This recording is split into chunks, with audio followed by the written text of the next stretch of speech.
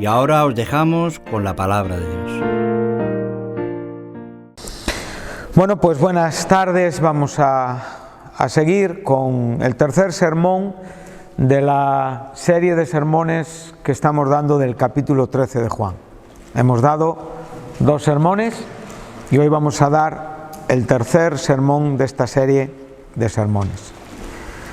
Lo primero es saludar a aquellas personas que se conectan a través de nuestra plataforma de radio, Radio Luz a las Naciones, saludarles de todo corazón y espero que lo que en esta tarde vamos a exponer de la palabra de Dios pueda ser también de edificación y de utilidad para sus almas, siempre reconociendo la necesidad que tenemos del Señor y siempre con temor y únicamente encontrando en Él nuestro principio de capacidad.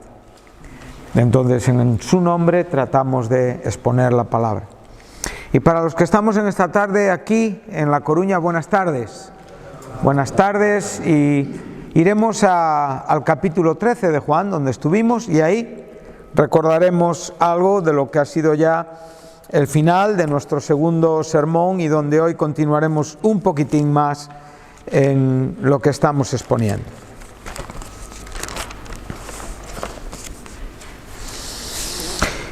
Hemos venido avanzando a través del capítulo 13 de Juan. Como todos sabemos, nos encontramos en el día jueves, el día anterior a la Pascua, el día en el que se sacrificaba evidentemente el Cordero Pascual. Cristo sería ese Cordero Pascual, ese antitipo que cumpliría lo que todos los tipos de todos los corderos que eran sacrificados simbolizaban, representaban a aquel Cordero de Dios que, como bien dijo Juan Bautista, quitaría el pecado del mundo. Quiero corregir algo que en el primer sermón, y es algo que a mí pues también me es importante, primeramente porque creo que es correcto corregir aquello que no decimos como debe de ser. Entonces, yo tengo un poquito de conflicto con la Semana de Pasión. Entonces, cuando leo el primer día de la semana, mi cabeza se va al lunes, tengo mentalidad occidental, ¿sí? Pero sabemos que evidentemente cuando estamos hablando en la Biblia del primer día de la semana, estamos en una semana judía.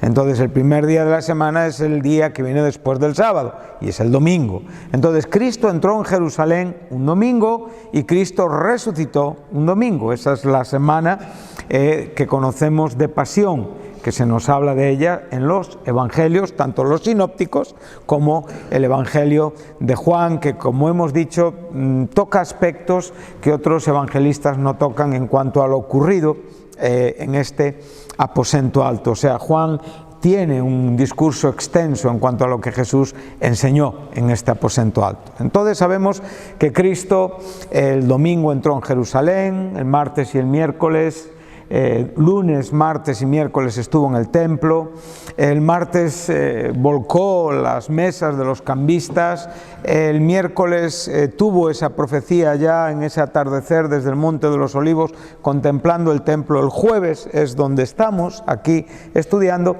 el viernes estaba crucificado y el domingo resucitó. Entonces cuando hablamos del primer día de la semana, hablamos del domingo. Él entró en Jerusalén un domingo. Entonces vemos que Cristo estaba a horas de su muerte y por lo tanto lo que Él aquí está enseñando es fundamental, porque Él no podía dejar para el último momento las cosas menos importantes. Y entre esas cosas importantes es como uno de los actos con los que Él comienza en ese tiempo donde Él tiene la cena de la Pascua y la última cena con sus discípulos. Entonces vemos que Él se despoja de su manto, se ciñe una toalla como siervo y lava los pies de los discípulos. De esto hablamos abundantemente en el primer sermón relativo a lo que iba a tipificar en cuanto a lo que Pedro le diría: Señor, evidentemente tú me lavas, y pudimos ver que aquí el Señor nos está enseñando de lo que es la salvación. Él les dijo: todos estáis limpios, pero es necesario lavar los pies, evidentemente como una vida relacionada con la propia comunión con Dios, en lo que cada día el creyente ensucia sus pies en su contacto con el mundo, en todo lo que, en el conflicto interior que el creyente tiene mientras todavía vive en este cuerpo de carne. Por lo tanto, aprendimos que es necesario lavar nuestros pies, pero siendo lavados por el Señor. Pero ahora estamos en la otra parte de lavar los pies, cuando ya el Señor, variando un poquito su discurso, y nos habla en el versículo 13, donde Él dice: vosotros me llamáis Maestro y Señor, y decís bien, porque lo soy. Pues si yo, el Señor y el Maestro, he lavado vuestros pies, ahora vosotros también debéis lavaros los pies los unos a los otros. Hemos visto que esto no es una ordenanza, sencillamente aquí Cristo nos está enseñando a servirnos, nos está enseñando a perdonarnos, nos está enseñando a amarnos. Esto tiene que ver en la relación que tenemos entre cristianos, entre hermanos en la fe, la forma en la que tratamos a nuestros hermanos en la fe. Dice: porque ejemplo os he dado para que como yo os he hecho, vosotros también hagáis. O sea, el propio ejemplo de Jesucristo es un ejemplo que nosotros debemos de imitar y debemos de seguir, y debe de pesar en nuestros corazones como algo importante. No es algo que Cristo deja a nuestra elección. Él está diciendo: si vosotros me distinguís, si vosotros me llamáis, si vosotros os diferenciáis en el mundo como personas que me tenéis como Maestro y como Señor, entonces debéis de evidenciar esta realidad de vuestra fe en la conducta los unos con los otros. Por lo tanto, vemos que el cristianismo tiene un valor fundamental en el trato que damos a los demás. O sea, es importante entender que en muchos casos, si nos llamamos cristianos y no estamos amando al prójimo, amando a nuestros hermanos, algo está fallando en nuestro cristianismo. Entonces, para Cristo era importante la relación, la interrelación que habría en su cuerpo, en la iglesia, entre sus hijos, entre aquellos que son salvos y que habían sido salvos por medio de su sangre. Por lo tanto, si le llamamos Señor, Él nos ha dejado un ejemplo para que, como Él nos ha hecho, y aquí claramente tenemos que distinguir que nosotros no vamos a salvar a nadie, Él únicamente es nuestro Salvador. Aquí tenemos que distinguir que lo que Él hizo en la cruz del Calvario, solo lo hizo Él, y que nosotros este ejemplo lo tomamos de lo que Él, en cierta manera, nos está enseñando aquí en este momento, y que si hay un punto donde todo se fundamenta y se evidencia, es en esa muerte que Él sufrió por nosotros en la cruz. O sea, nosotros, por ser esa consecuencia, ese fruto de su aflicción, estamos obligados a que nuestra actitud honre y se asemeje al ejemplo que nuestro Señor nos dejó cuando caminó aquí en esta tierra. Entonces, Él nos deja claro que el siervo no es mayor que su Señor, ni el enviado es mayor que el que le envió. Si sabemos estas cosas, bienaventurados somos si las hacemos. Bueno, entonces ahora estamos con un verbo que es el verbo hacer. Hemos visto la importancia de nuestras obras. La forma en la que nos tratamos unos a otros son obras. Y evidentemente estas obras están muy relacionadas con nuestra fe. O sea, las obras manifiestan la realidad, la calidad de nuestra vida espiritual. Cristo enseñó muy claramente que aquellos que no tienen la vida de Dios son hombres que practican el pecado. O sea, sus obras son obras pecaminosas. En la misma manera, aquellos que han sido regenerados, transformados, son personas que practican buenas obras. Jesús, el apóstol Pablo nos enseñó en Efesios 2:10 que hemos sido, después de decirnos que hemos sido salvos por gracia, mediante fe, no por obras, para que nadie se gloríe, porque somos hechura suya, creados en Cristo Jesús. Y después dice, para andar en buenas obras. obras que Él dispuso de antemano para que anduviésemos en ellas. Estamos hablando de estas cosas. Cuando nosotros pensamos en qué tipo de obras estamos hablando, pues debemos en nuestro corazón considerar que tus obras, que mis obras van a estar manifestando la calidad de mi cristianismo. Jesús está haciendo mucho hincapié en esta enseñanza. Cristo está tratando de inculcar a sus discípulos la importancia de quedar en su memoria con esta verdad bien entendida. Y a lo largo de esos sermones que Él va a enseñar durante este jueves, Él les va a hablar de esto y después les va a hablar de algo muy importante que tiene que ver con el Consolador, con el Paracleto, con el Espíritu Santo, que sería aquel que vendría, que Él rogaría al Padre para que fuera enviado. ¿Para qué? Para que pudieran vivir esta vida que Cristo está siendo ejemplo. El Espíritu Santo es una verdad fundamental, es esa tercera persona de la Trina Deidad de Dios que hace posible que mis obras sean obras espirituales, que realmente sean obras hechas en fe. El propio Juan nos deja en su libro de Revelación de Apocalipsis, en el capítulo 14, en el versículo 13, dice: bienaventurados los que mueren de aquí en adelante en el Señor, porque sus obras les siguen.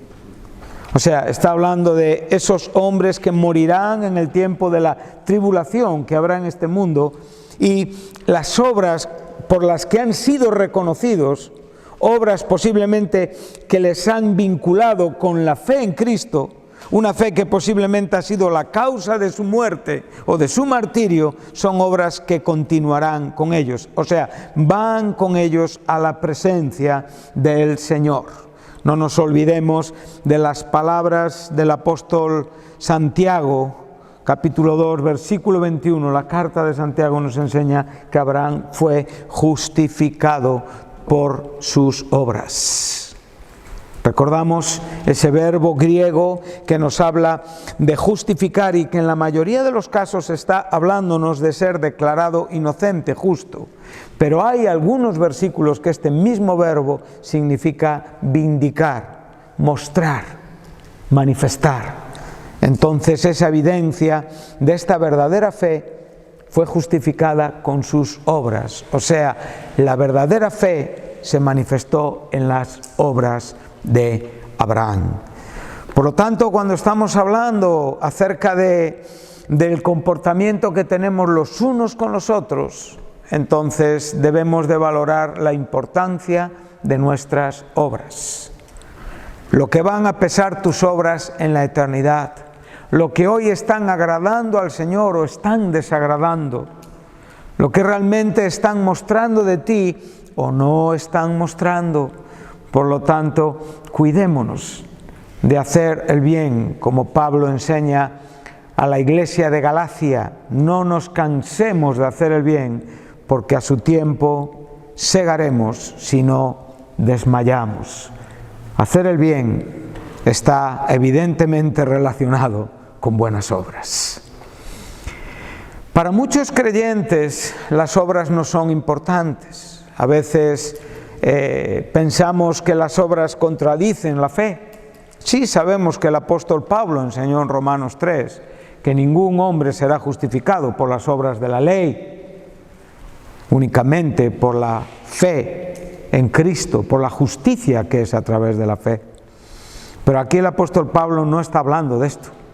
El apóstol Pablo sencillamente está enseñando que nuestra salvación nunca se puede obtener por obras humanas. Pero una vez que esa salvación llega a nuestra vida, entonces sí que podemos andar en esas buenas obras. Cuídate que cada día sea una oportunidad, minuto a minuto, de actuar en la manera en la que el Señor se agrada de ti. Cuídate de actuar con buenas obras, cuídate de manifestar buenas obras. Hoy es un día donde has estado satisfecho, has podido practicar las buenas obras. Mira, vamos un momento a Juan 5 y después iremos a Mateo 22 para ir a Mateo 25. Este es el itinerario que seguiremos en esta tarde. Observa las palabras. Aquí también estaremos en el versículo 22, pero ahora no, ahora iremos al versículo 29. Es el fin de una porción separada por estos títulos que tenemos en nuestras Biblias. Cristo ha venido diciendo que venía la hora, y esto lo dijo estando en vida aquí en esta tierra, en que los muertos oirían la voz del Hijo de Dios. Esto lo ha dicho en el verso 25, y los que la oyeren vivirán. Él está refiriéndose al nuevo nacimiento. Esto ya ha sucedido en la vida de algunos de los que estamos aquí en esta tarde. Hemos nacido de nuevo, hemos oído la voz del Hijo de Dios y estando muertos en nuestros delitos y pecados, hemos nacido de nuevo. Juan 5:25. Pero ahora Él va a ir un poquito más adelante, en el verso 29, y Él va a decir de nuevo que hay otra hora.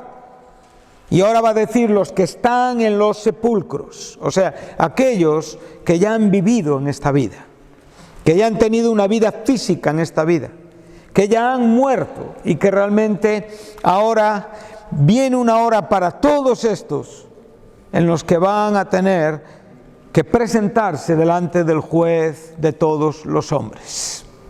Y aquí el Señor Jesucristo está diciendo con absoluta claridad, con un rigor que no da lugar a tratar de entender dogmáticamente o escaparnos por algún lado. Él dice claramente, verso 29, y los que hicieron lo bueno.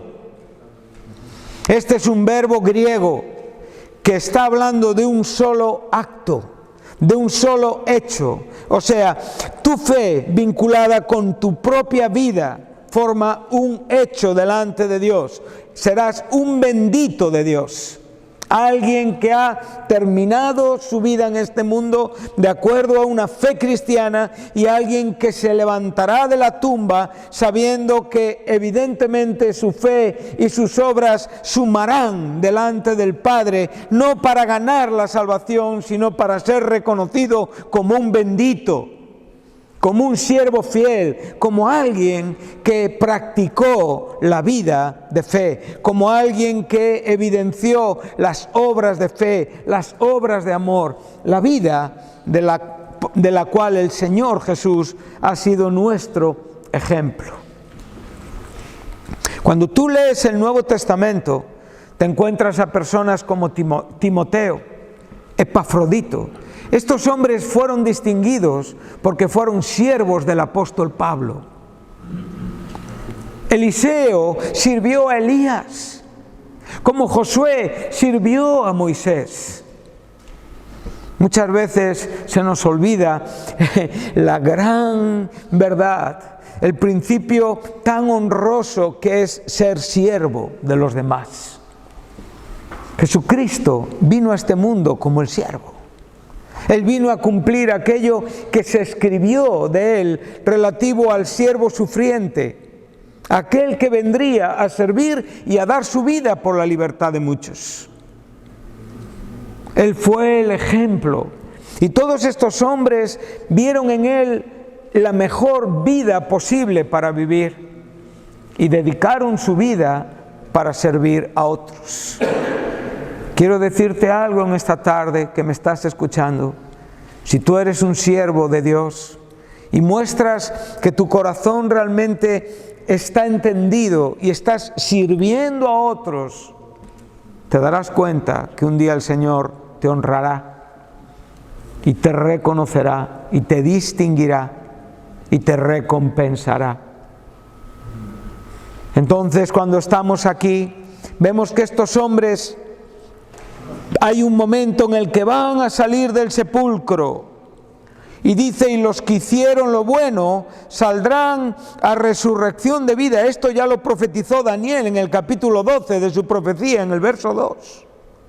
Esto no es algo nuevo que está inventando Jesús, es la esperanza que podemos encontrar en las páginas de la Biblia a lo largo del Antiguo y del Nuevo Testamento.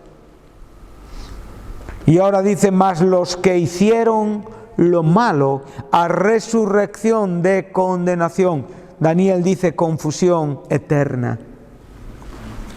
Y aquí tenemos un verbo que, aunque en nuestro castellano tenemos el verbo hacer, para nosotros hacer significa lo que entendemos, practicar, llevar a cabo acciones, pero aquí hay dos verbos muy diferentes. Hay uno que tiene que ver con una vida, con un solo acto que realmente nos lleva a presentarnos delante de Dios con esos hechos claramente evidentes y que Dios va a honrar y realmente los va a ver como una vida de acción honrosa a Dios. Pero sin embargo, estos serán reconocidos por aquellos que no dejaron de practicar lo malo. Entonces, piensa por un momento que tú en esta tarde estás practicando o lo bueno o lo malo. No hay un camino medio. Tu vida o está de un lado o está de otro. Entonces, ahí es donde tú tienes que distinguir cuál es tu vida. Si estás en aquellos que hacen lo bueno, tus obras evidenciarán que tu fe es genuina. Y si no, tus obras evidenciarán que tu práctica, como bien enseña Juan en su primera carta, el que no ha nacido de nuevo no para de practicar el pecado. Es una constante en su propia vida, en su propia existencia. Por lo tanto, vemos que la vida, el desarrollo de la vida, la importancia de lavarnos los pies, la importancia de servirnos los unos a los otros siguiendo el modelo y el ejemplo de nuestro Señor Jesucristo, es fundamental e importante y siempre debe de ser algo por el cual nosotros examinamos nuestras acciones, nuestras motivaciones. A finales del siglo XIX, o sea, el final de 1800, si queremos números en años, hubo un gran evangelista y predicador llamado Moody, un hombre que dejó un legado cristiano. Todavía hoy existen institutos bíblicos que llevan su nombre. Este hombre invitó a predicadores que venían de Europa a enseñar la palabra de Dios. Y era como una convención. Entonces estaban alojados en un hotel y estos señores estaban acostumbrados a, una vez que entraban en sus habitaciones, dejar sus zapatos fuera de la puerta para que pasaran los sirvientes y limpiaran sus zapatos. Moody vio la mala costumbre de estos predicadores y él se encargó de limpiar sus zapatos aquella noche. Aquel que les había invitado, aquel que realmente venía a ser como el pastor principal entre ellos. Bueno, el Señor Jesús te dice en esta tarde, si tú quieres ser el grande en la iglesia, entonces tendrás que ser el siervo de todos. ¿Estás preparado para esto? Esto no se aprende con la teología. Si no hay una gracia anterior a la comprensión intelectual, si primeramente no hay una gracia obrando en nosotros, nunca podremos practicar la verdad con sentido y con frutos y con una razón que honre y glorifique a Dios. Porque lo que hacemos no lo hacemos como un enfoque a nosotros mismos, lo hacemos únicamente enfocados en aquel que está mereciendo todo de nuestras vidas. Y a veces ese todo es sencillamente el servicio a un necesitado. En esta tarde veremos estas cosas y las veremos, como digo, a la luz de la palabra de Dios. Mateo capítulo 22.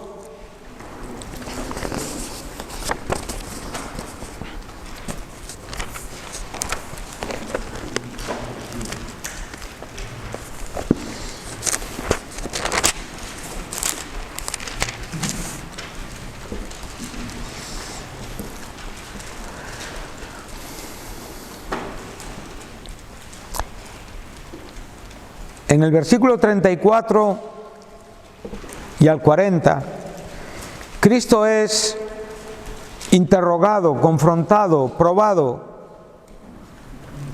preguntado con un sentido de tentarle. No hay buena intención en la pregunta que él va a escuchar, solamente que a diferencia de nosotros, Cristo era Dios. Entonces no estaban preguntando a un hombre cualquiera. Sí, él fue un hombre como nosotros, pero sin pecado. Pero estaban preguntando a un hombre que era divino. Y es maravilloso ver cómo en el verso 34 los fariseos, oyendo que había hecho callar a sus enemigos, porque los saduceos realmente no tenían comunión, pero para ir en contra de Cristo todos estaban de acuerdo, romanos, judíos, en el sentido de judíos, fariseos y saduceos, se juntaron a una. Esto nos trae un eco del Salmo 2, versículo 2. Todos se unieron contra Cristo, contra Dios y su ungido. Y uno de ellos, intérprete de la ley, o sea, alguien preparado en la Escritura.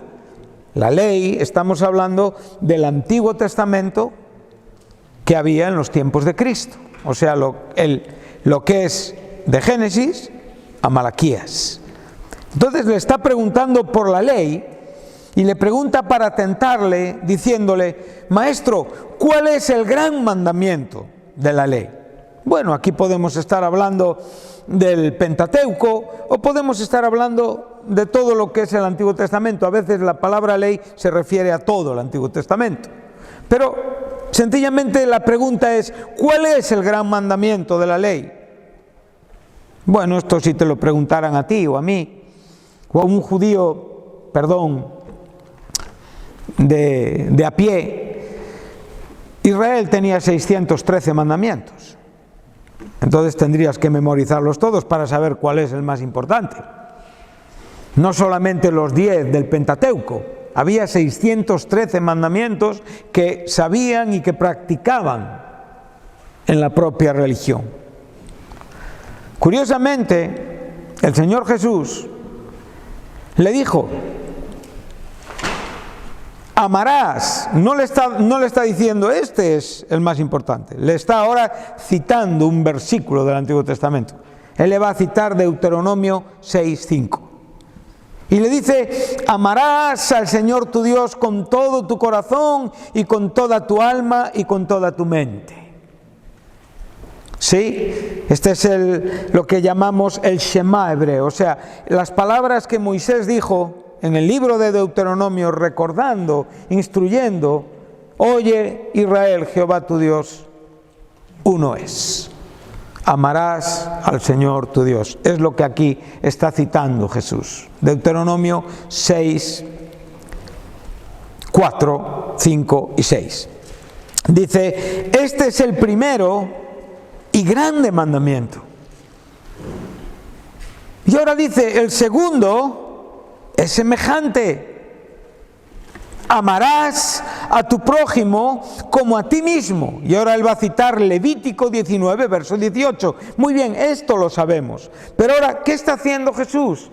Bueno, nuestras Biblias son amplias, lleva tiempo leerlas, Pero en un momento Jesús está diciendo: mira, voy a resumiros la Biblia. Sería fácil de memorizar una Biblia con 2 versículos. ¿Sí? ¿Te la imaginas? Una Biblia que sencillamente dijera: amarás al Señor tu Dios con toda tu alma, con todo tu corazón y con toda tu mente. Este es el primero y gran mandamiento. Y el segundo es semejante: amarás a tu prójimo como a ti mismo. Y ahí se concluyera toda la Biblia. Todos sabríamos la Biblia de memoria. Pero la realidad es que Jesús está enseñándoles que todo lo que el contenido bíblico tiene, los principios fundamentales por los cuales Dios se reveló, o sea, la autorrevelación de Dios, tiene un sentido principal, y es que el hombre le conozca y que el hombre, al conocerle, le ame. O sea, una de las consecuencias espirituales del conocimiento del Creador es amarle y relacionarte con Él. Y la consecuencia siguiente de amarle es amar a tu prójimo.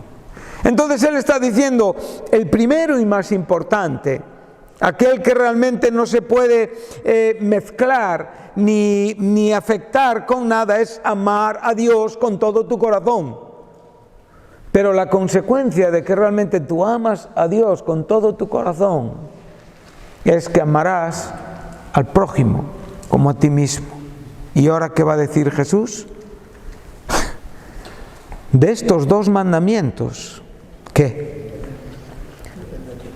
Bueno, si antes teníamos duda de que la ley se refería a la Torá o al Pentateuco, bueno, ahora mismo ya no tenemos duda. Ahora está hablando del Antiguo Testamento. La ley y los profetas. O sea, ¿qué está diciendo? Que toda la Biblia que había en los tiempos de Cristo, porque el Nuevo Testamento se empieza a escribir a partir del año 50 de nuestra era, todo lo que contenía el Antiguo Testamento realmente dependía de amar al Señor con todo tu corazón y amar al prójimo como a ti mismo. La palabra depender es un verbo griego que es colgar. O sea, realmente todo está colgado de esto. Esto es un tema importante y fundamental. ¿Qué les enseñó Jesús en el aposento alto? Vosotros me llamáis Maestro y Señor, ¿sí? Y bien hacéis. Pues si yo, el Maestro y el Señor, os he dado ejemplo en lavar vuestros pies, así debéis lavaros los pies los unos a los otros. Si me amáis con todo vuestro corazón, con toda vuestra mente, con toda vuestra vida, la consecuencia será que amarás a tu prójimo como a ti mismo. Entonces Él te dice, el siervo no es mayor que su Señor, ni el enviado es mayor que el que le envió. Si entendiéramos estas cosas, ¿sabes qué seríamos? Bienaventurados, felices, macarios, muy, muy felices. ¿Tú quieres ser feliz? En Cristo Jesús, el Señor te ha hecho una síntesis como solo Él la puede hacer. Se quedaron estupefactos, se quedaron de piedra. 613 mandamientos. Toda la ley y los profetas en dos frases. Es un gran desafío y es una gran gracia que el Señor tiene para con nosotros. Entonces podemos ver el impacto de nuestras obras. Amén. Podemos ver la relación de nuestras obras con nuestros principios de vida de fe. Podemos ver todo esto y podemos ver la importancia y la relevancia que todo esto tiene. Y también podemos ver que muchos cristianos están perdidos en la iglesia porque en realidad no tienen un desarrollo de vida espiritual. No tienen qué hacer, no saben qué hacer, no saben hacia dónde están enfocados, no saben a qué están dirigidos. Pues hay muchos pies a tu alrededor para alabar y para mostrar que Cristo es tu Señor. Y si estás aburrido, entonces cuestiona tu fe. Si la iglesia no te motiva, si la vida en la iglesia no te anima, y si realmente no ves que la iglesia es el cuerpo de Cristo, quien es la cabeza de esta iglesia, siendo, como digo, nuestro Señor y nuestro Salvador, y te encuentras desmotivado, entonces busca tu desmotivación en el principio fundamental de una vida ausente en la realidad de la fe. Amén. Vamos a ir un poquito más adelante. Ahora ya estamos en el capítulo 25. Ahora hemos visto las palabras de Jesús en este capítulo 23.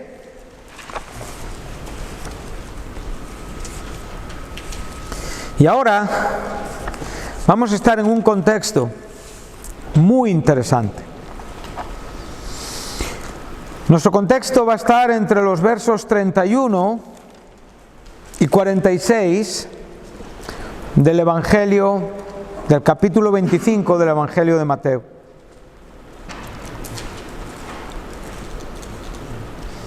Dice así: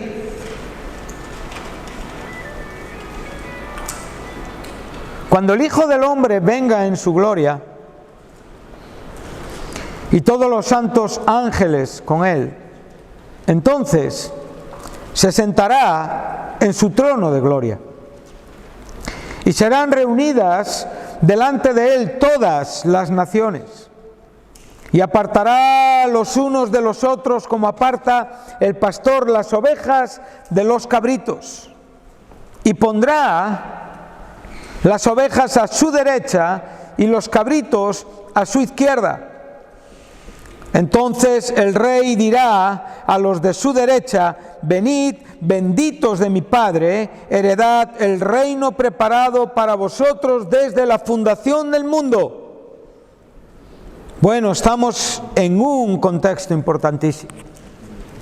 Si para ti no son importantes las obras cristianas, si para ti no son importantes las obras que justifican la fe, si para ti hoy no es importante una vida de servicio, una vida de servicio a Dios principalmente, y evidentemente como consecuencia ser un siervo de toda la necesidad que hay a tu alrededor, con un deseo de llevar a cabo aquellas cosas que Él quiere que hagamos, como hemos dicho al principio de este sermón, esas buenas obras que Él dispuso de antemano para andar en ellas.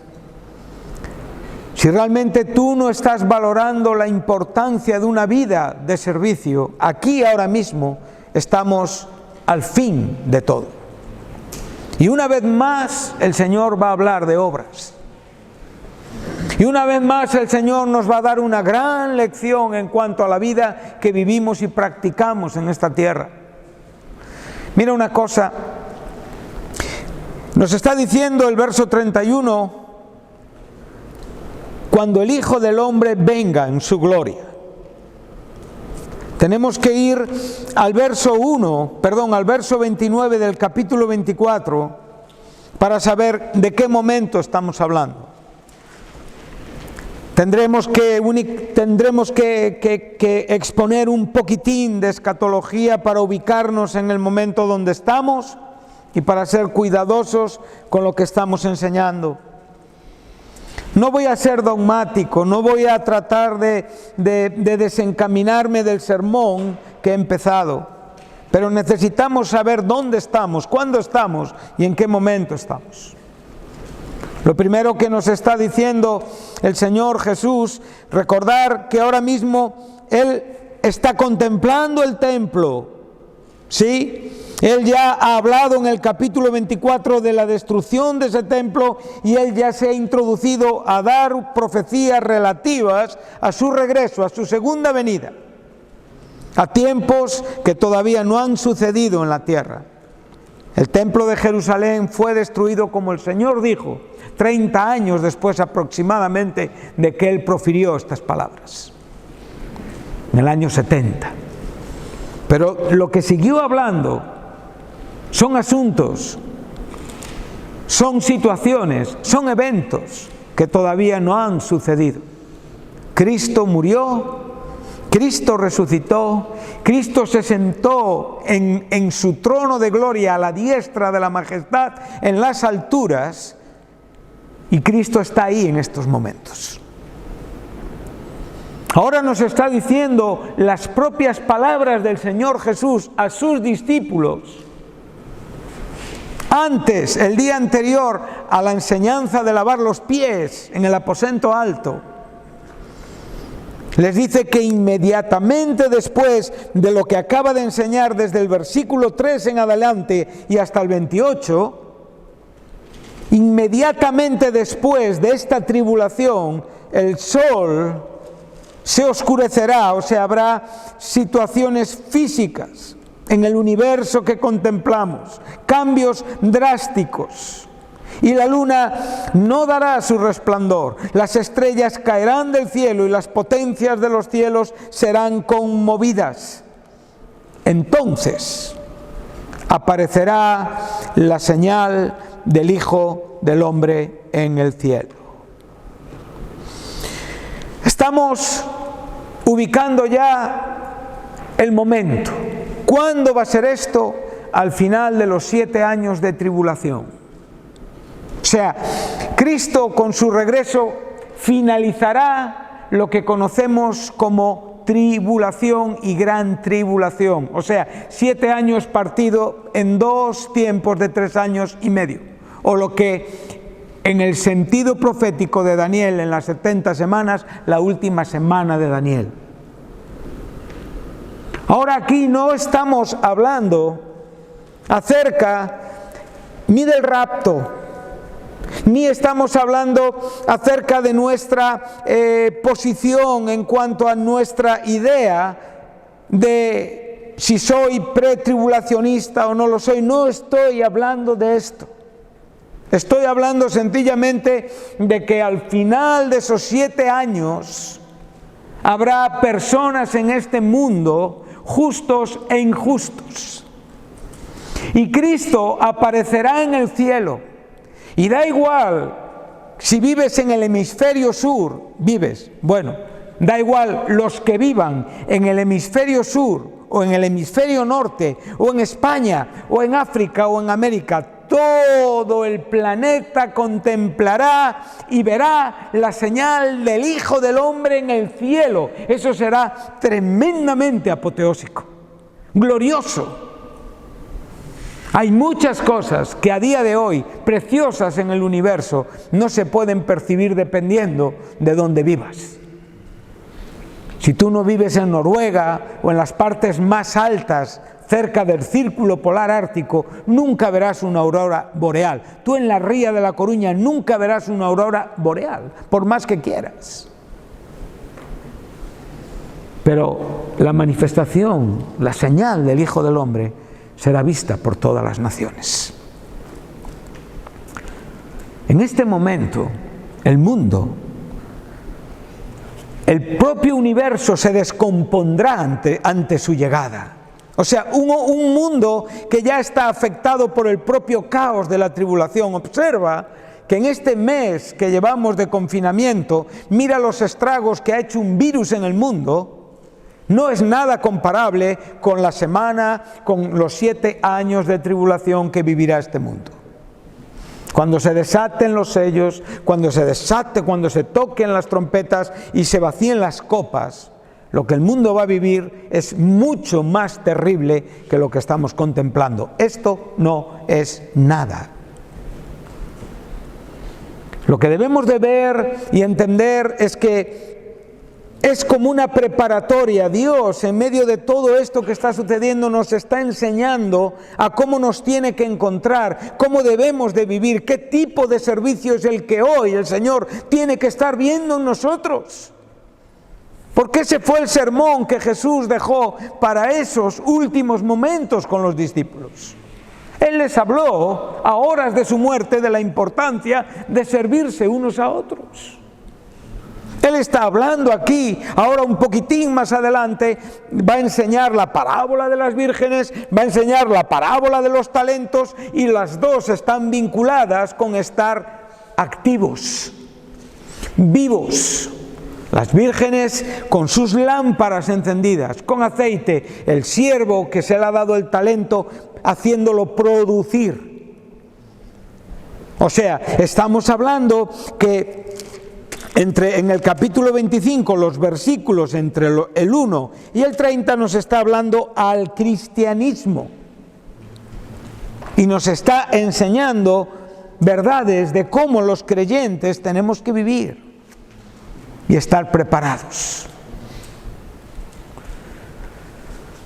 Para muchos creyentes, como digo, el verso 31 sencillamente, dependiendo de la idea doctrinal que tengamos, para unos la iglesia sencillamente ya ha sido llevada Esto sería una postura pretribulacionista dispensacional. Por lo tanto, la tribulación pasó, la Iglesia vendrá con el Señor a este mundo en la segunda venida a instaurar el reino milenial.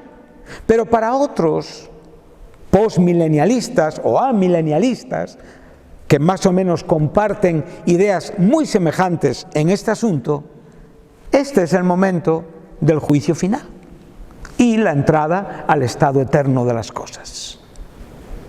Entonces, como fuere, esto es algo que a nosotros nos tiene que hablar. Como fuere, esto hoy a nosotros nos tiene que indicar que Dios va a tratar con tu forma de vivir. Y cuando tú te levantes delante del Señor, tu forma de vivir pesará y será importante. Entonces estamos viendo que aquí no estamos, hay personas que ven en este capítulo 25, como digo en el versículo 31, el gran juicio ante el trono blanco, que claramente se nos enseña en Apocalipsis 20:11. Bueno, en mi opinión no, porque allí hay resurrecciones, aquí no las hay. Aquí lo que hay, evidentemente, es un poner a unos a la derecha, otros a la izquierda. O sea, entendemos que son personas que están en el mundo cuando Cristo regresa.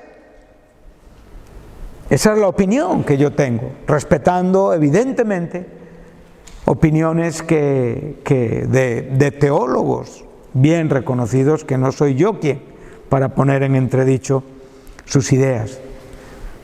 Pero lo que quiero decir, sin realmente causar un daño al sermón o al sentido del sermón que llevamos, que evidentemente no es un sermón fundamentalmente de escatología, estamos hablando del servicio de los unos a los otros.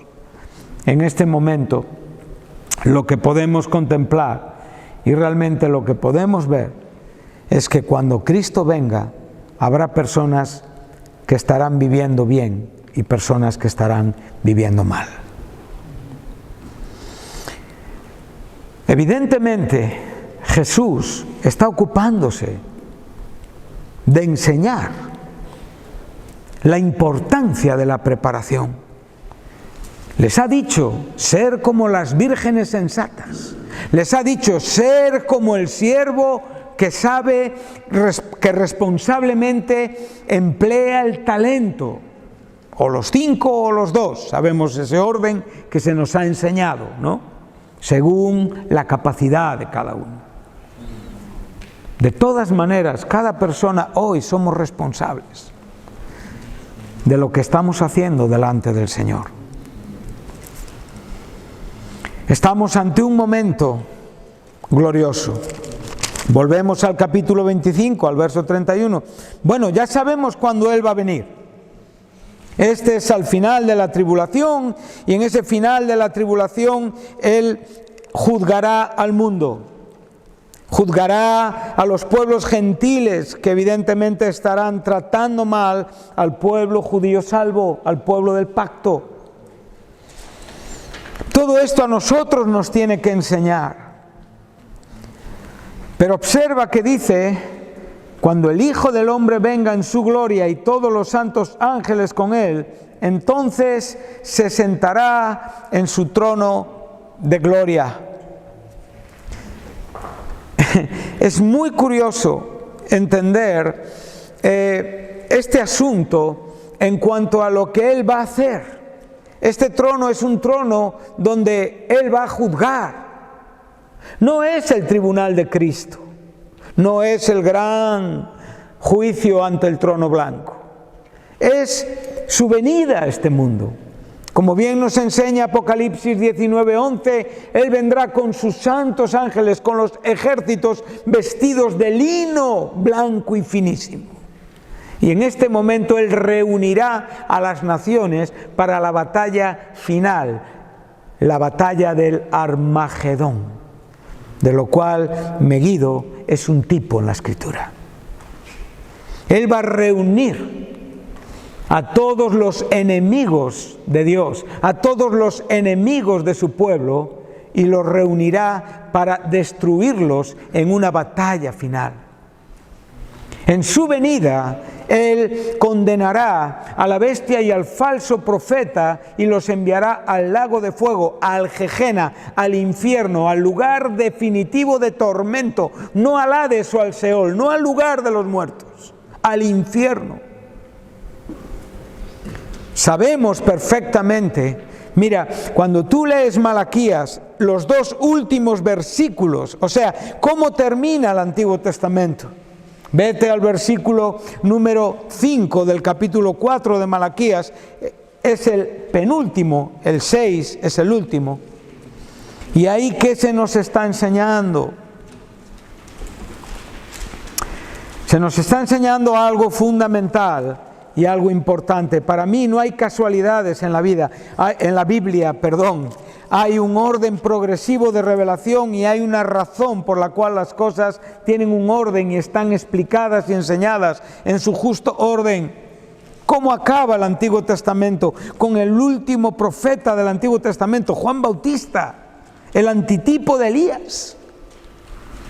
Y ahora nos está enseñando, he aquí yo os envío el profeta Elías antes de que venga el día de Jehová grande y terrible. ¿Qué es este día? Este día es el que estamos hablando aquí en el capítulo 25 de Mateo. Este es el día terrible de Jehová, el día en el que Dios juzgará al mundo en el segundo advenimiento de Jesucristo. Como digo, ese día es un día que es tan amplio. No estamos hablando de 24 horas. Los juicios a este mundo comienzan en el comienzo de la tribulación y son evidentes manifestaciones del día de Jehová. El día de Jehová ya ha sido vivido todavía en maneras, si cabe, un poco menos potentes o definitivas por el propio pueblo de Dios. Ya experimentó muchas veces los juicios de Dios. Para muchos que se conocen como preteristas, la tribulación fue en el año 70, cuando Tito destruyó Jerusalén. Quiero decirte que Apocalipsis nos está enseñando cómo Cristo va a reunir para una batalla, pero en el momento en el que Él establezca el milenio, en el momento en el que Él se siente en el trono de David y el mundo asista al reino de justicia y de paz como nunca el mundo ha vivido desde la creación de Adán a partir de su caída. Nunca el mundo asistió a un reino de paz y de justicia como habrá el día que Cristo reine en Jerusalén. Pero es muy curioso que todas estas personas que van a entrar redimidas al milenio, que son estas que se van a sentar a su derecha, después de 1000 años, Satanás va a ser suelto. Esto lo enseña el libro de Apocalipsis, en el verso 7 del capítulo 20, antes del juicio ante el gran trono blanco. Estos hombres, aunque redimidos, todavía están en una naturaleza humana pecaminosa. Y habrán creado y procreado hijos que en 1000 años habrán desarrollado las ganas carnales y humanas evidentes del pecado. Y al final de los 1000 años, Satanás de nuevo engañará a los hombres. Por lo tanto, ese Armagedón del 19, del capítulo 19, podemos ver otra batalla final al fin de los 1000 años. Y esa batalla final, entonces Cristo otra vez juntará a las naciones de los 4 puntos cardinales del planeta y los destruirá. Y con ellos les destruirá a Satanás. Y Satanás irá definitivamente al lago de fuego. No hablamos de destrucción, hablamos de la tortura y del tormento del infierno. Este es el momento del que estamos hablando. Vemos que este Hijo del Hombre se sienta y lo que va a hacer es juzgar. O sea, aquí ahora mismo va a haber dos situaciones bien diferenciadas. La primera es que Él viene en condición de juez para aquellos para quienes Él es su amigo. Esto fue citado en el aposento alto. No os llamo siervos, os llamo amigos. Para aquellos a quienes Él es su gran sumo sacerdote, como nos enseña el libro de Hebreos. Para aquellos para quienes Él es su Salvador. Para aquellos para quienes Él es su Rey. Para aquellos para quienes Él es su Señor, no tendrán miedo de su venida. Él es el mayor entre muchos hermanos. Él es nuestro hermano. Esos hombres le estarán esperando con corazones agitados, con corazones levantados, porque sus vidas están en Cristo Jesús. No están viendo a un juez, ven a su Salvador. No sé qué estás viendo hoy tú en el Señor. No habrá problemas de confusión, no va a haber un caos. ¿Yo dónde voy? ¿Al lado derecho o al lado izquierdo? No, nos dice claramente que Él, en un acto de soberanía y de omnipotencia, pondrá unos hombres a su izquierda y otros a su derecha. El verbo istemi en griego nos enseña que estarán de pie esperando su justa condenación o su justa salvación. No tendrán dudas en cuanto a lo que van a recibir. Jesús nos enseñó en Juan 5:22 que el Padre le dio todo el juicio al Hijo. Y el Hijo vendrá a este mundo a juzgar. Estas cosas tienen que pesar en nuestros corazones, hermanos.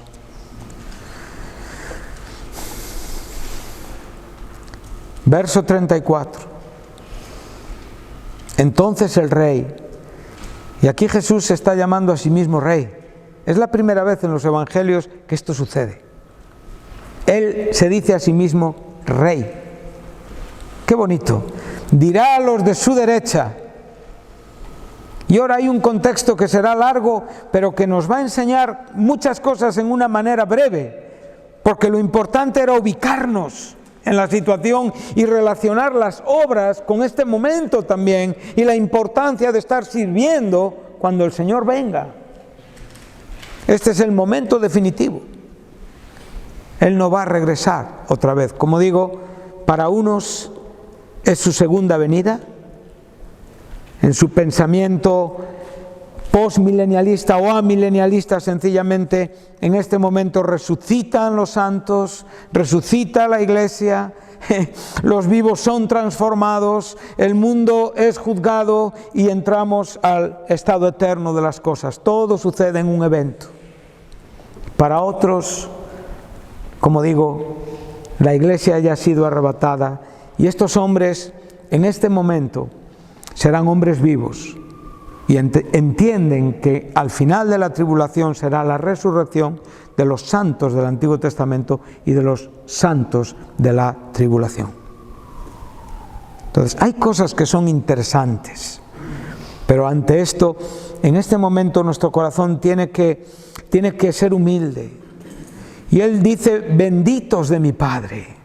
O sea, han sido bendecidos porque tienen a Jesucristo. Tienen el consuelo del Señor. Saben quiénes son. Y hay un reino preparado desde la fundación del mundo. Ellos van a entrar al reino de paz y de justicia, que es la antesala, evidentemente, del estado eterno de las cosas. Y ahora les va a dar razones. Porque tuve hambre y me disteis de comer. Tuve sed y me disteis de beber. Creo que no son contemporáneos de Jesús, que yo sepa. ¿O son? ¿Comparten la misma época con Jesús? No. Son hombres que viven al fin de la tribulación. Y Cristo está reconociendo en ellos cristianismo. Y les está diciendo estas cosas en cuanto a que lo que hicieron, ¿lo hicieron por quién? Por Él. ¡Qué bonito! Estuve desnudo y me cubristeis, enfermo y me visitasteis. Y subraya, por favor, este verbo, visitar. Es un verbo importante que evidentemente tiene mucho que decirnos. Es un verbo que es optomé. Es un verbo que tiene tres raíces importantes. Sobre el epi, uno que es meta y otro que tiene que ver con supervisar, con ver, de donde viene la palabra episcopos, o sea, lo que en español entendemos como obispo, un supervisor, alguien que está pendiente de las necesidades de otros. A veces pensamos que un supervisor es el jefe que tiene que estar regulando y viendo. No, un supervisor es alguien que está pendiente de las necesidades de las personas. Nunca se te olvide. Entonces incluye la buena administración y el buen orden en la iglesia, por supuesto. Ahora dice, estuve desnudo y me cubristeis, enfermo y me visitasteis en la cárcel. Entonces los justos, los de la derecha, le responden, no hay lugar a dudas, Señor. ¿Cuándo te vimos hambriento y te sustentamos, o sediento y te dimos de beber? ¿Y cuándo te vimos forastero y te recogimos, o desnudo y te cubrimos? Están preguntando. ¿O cuando te vimos enfermo en la cárcel y vinimos a ti? Entonces el Señor les va a ubicar, les va a enseñar y les va a señalar el momento en el cual ellos hicieron todos estos actos, todas estas obras de misericordia, todas estas obras de fe. Y les dijo, y el rey les dirá, de cierto os digo, que en cuanto lo hicisteis a cada uno de estos, mis hermanos más pequeños, a mí lo hicisteis. ¿Para quién trabajas tú?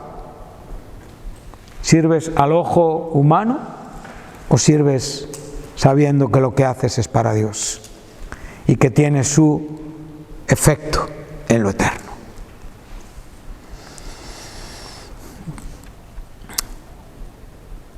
El mismo discurso van a oír los de la izquierda. O sea, las medidas por las cuales se va a juzgar a unos y a otros es en base a las mismas reglas. Y ahora les va a decir a aquellos que en vida lo han rechazado. Y por haber rechazado a Jesucristo, cuando Él regrese, Él rechazará a los que le rechazaron. Tú le apartas hoy, no le quieres como tu Señor, no le quieres como tu Salvador, entonces Él un día te apartará de Él y te dirá, apártate de mí, hacedor de maldad.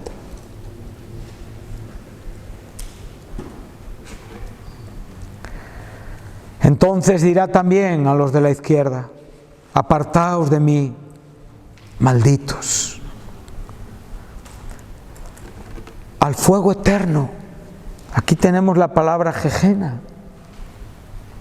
Aquí tenemos esa expresión griega que realmente tiene su origen en un lugar físico de Jerusalén.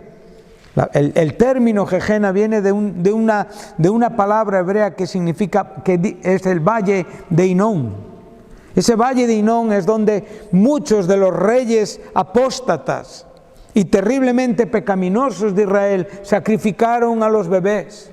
Era allí donde se tocaban los tambores para no oír los gritos de los niños que sufrían quemándose en el fuego.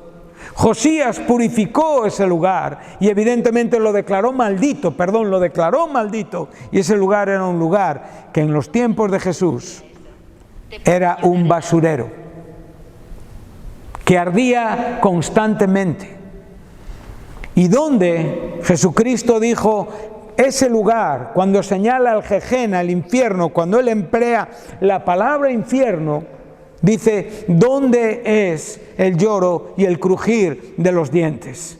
Tenía que ver con los sonidos de cómo los perros mordían los plásticos, donde el gusano nunca muere y donde el fuego nunca se apaga. Esto es el infierno.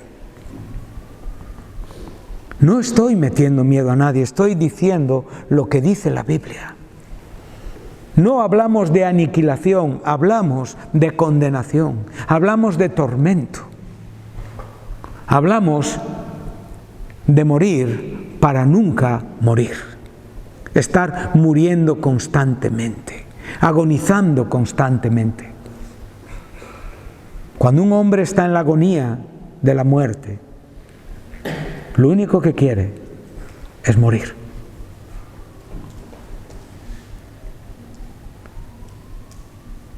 Cuando un santo está en la agonía de la muerte, quiere morir porque se va a su casa. Pero cuando un impío está en la agonía de la muerte, quiere morir porque no soporta lo que está viviendo y piensa que morir es el descanso donde todo termina y todo se acaba. Pero es el comienzo del sufrimiento, del verdadero sufrimiento.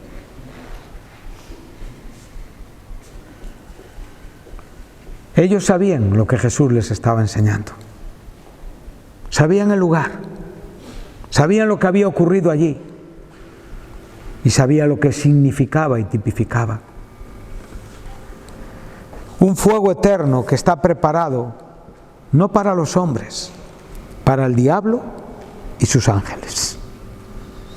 Todos los hombres que vayan al infierno serán personas a quienes Dios quiso salvar.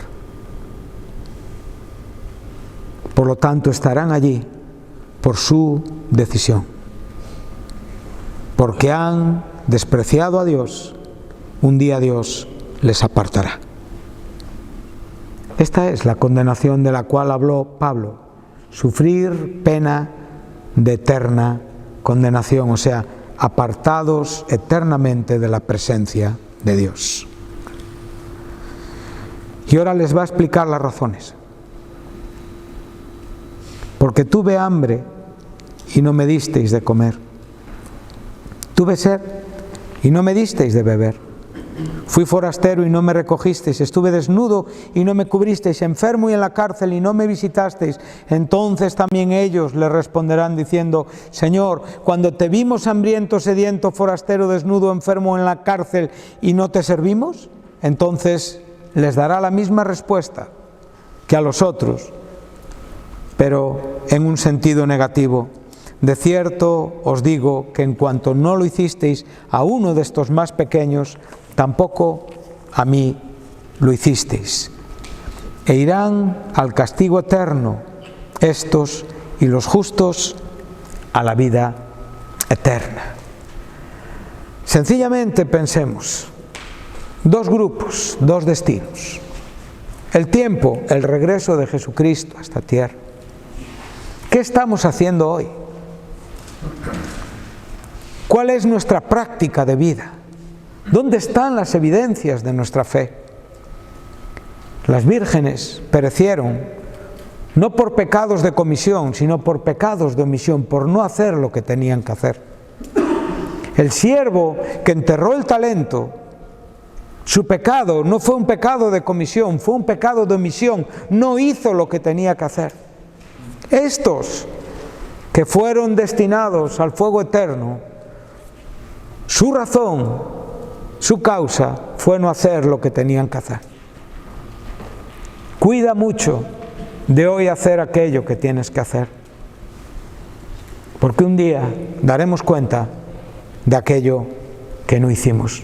Y el que no hace lo que sabe que es bueno, le cuenta como pecado. Por lo tanto, si el Maestro y el Señor nos enseñó esto, respetemos su palabra y mostremos que le conocemos, amándole y sirviendo a nuestro prójimo. Amén. Que Dios os bendiga, y creo que es muy importante aprender a vivir en la iglesia. Respeta la iglesia, respeta el templo de Cristo. No destruyamos. Ayudemos a los débiles, ayudemos a los que todavía no saben cómo hacer, enseñemos a las personas, pero cada uno daremos cuentas de nosotros mismos. Nunca te olvides de esto. Y delante de Él no habrá justificaciones. Lo que no hiciste, no lo hiciste. Que Dios os bendiga y muchas gracias.